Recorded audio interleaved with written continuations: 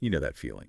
When you're just buried under information, maybe staring at an SAT guide, and you think, just tell me what I really need to know. Oh, absolutely. It's information overload, right? Yeah. And learning to sift through it, to connect the dots, that's a huge skill, especially for something like the SAT. Totally. And that's exactly what we're doing today. For those of you working through the official SAT materials, we're hitting Chapter 8, Reading, Synthesis. Yep. And synthesis, it's not just about understanding piece A and piece B separately. It's about how they fit together, how they, create a bigger picture. Putting the puzzle pieces together. Yeah. So our mission today is to pull out the key skills, the strategies, the stuff you can actually use when you see these questions. Right. It's about practical takeaways from the guide. So what makes these synthesis questions, different? What should we be looking for? Well, the big thing is they always involve more than one source. Always. So you're either looking at two related passages, paired passages, or you've got a passage plus some kind of graphic, a chart, a table, something like that.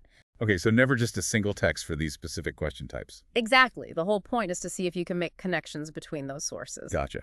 Okay, let's dig into that first scenario then. Multiple texts, the paired passages. Right. So on the SAT reading test, you'll get one set of these. Two passages related about topic, usually history, social studies, or science. And they're paired for a reason, I assume. It's not random. Definitely not random. It's very deliberate. They're chosen because they interact in some interesting way. Maybe they argue opposite sides of an issue. Like a debate. Sort of, yeah. Yeah. Or maybe passage 2 responds to an idea in passage 1, or it gives more detail, or maybe applies a theory from passage 1 to like a real world case. So you need to figure out how they relate. Are they agreeing, disagreeing, adding detail? Precisely. Recognizing that relationship is key. And just to reiterate, the true synthesis questions, the ones that explicitly ask you to connect the passages, only show up here or with the graphics. Okay, you'll still get questions about passage 1 alone, or passage 2 alone. Oh, yeah. Standard reading comprehension questions for each. But then you'll also get these synthesis ones that force you to bridge the gap. Right, makes sense. The study guide uses that example with the crows and the ravens. Passage 1 is a different kind of smart. Discussing Morgan's canon and crow intelligence, tool use. And passage 2, Adventures with Wolfbirds, is more about raven curiosity, how they check out new stuff. It's a great example pair. So with this, you get those questions just about the crows, just about the ravens, and then the synthesis ones. Can you give an example of a synthesis question from that set, one that really forces you to use both passages? Sure. There's one that asks, the crows in passage 1 and the ravens in passage 2 shared which trait? And the answer isn't just sitting there in one passage. Ah, so you have to dig. You have to connect the dots. The correct answer might be something like they both changed their behavior based on their environment. You'd pull evidence from passage 1 about the crows learning which logs had food. Right, being efficient. And then evidence from passage 2 about the ravens poking and prodding new objects until they, got them. You combine those observations. Okay, so it's inference based on both sets of details. Yeah. What about a harder one, something more abstract? Good question.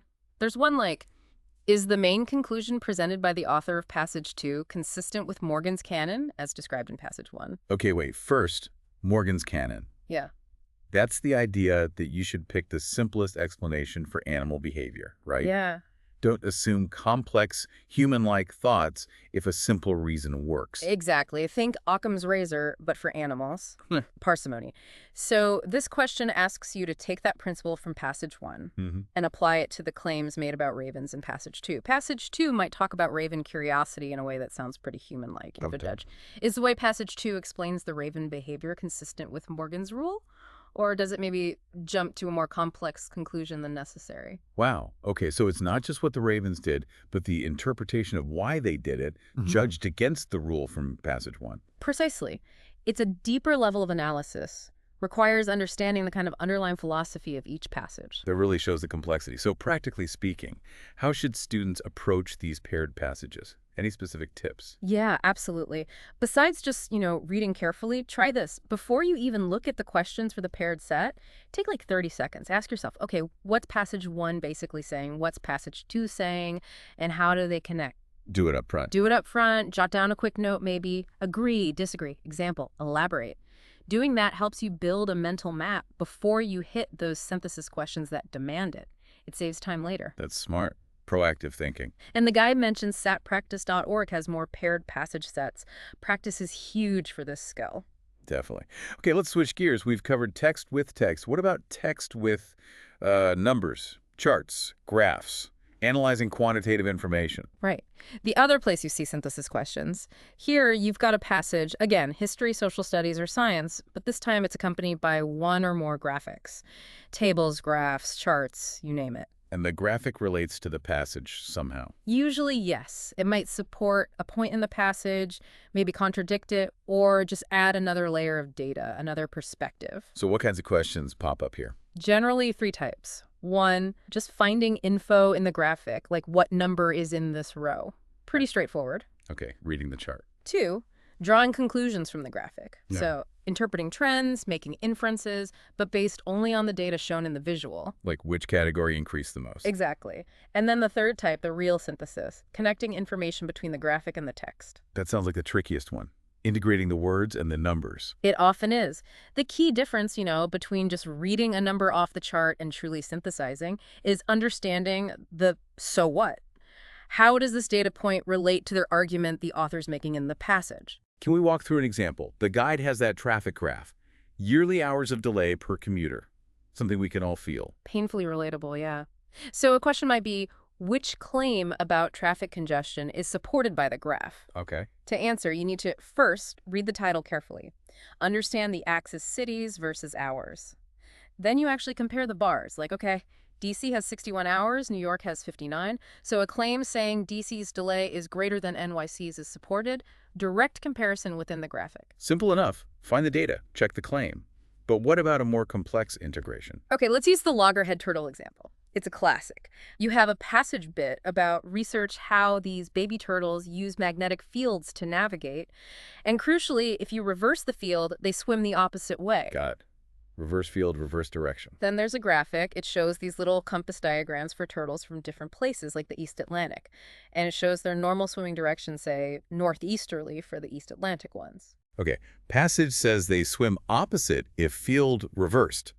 Graphic shows East Atlantic turtles normally swim northeast. Exactly. Now here comes the synthesis question.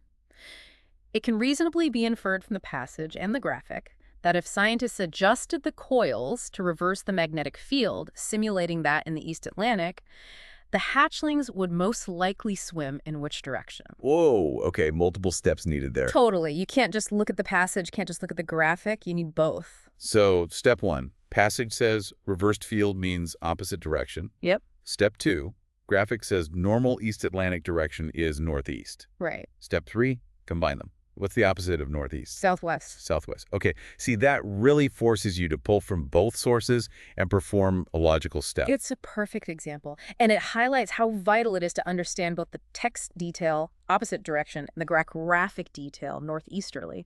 Miss one piece, and you can't get it. That's a great illustration. So any big tips for tackling these text plus graphic questions? Biggest one.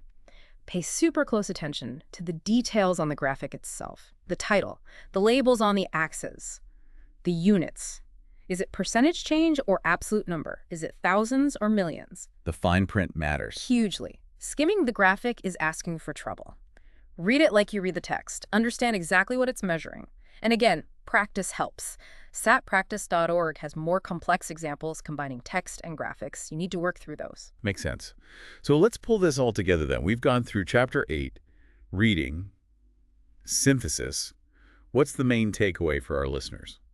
The main thing is that synthesis questions test your ability to connect information, whether it's between two texts or between text and data.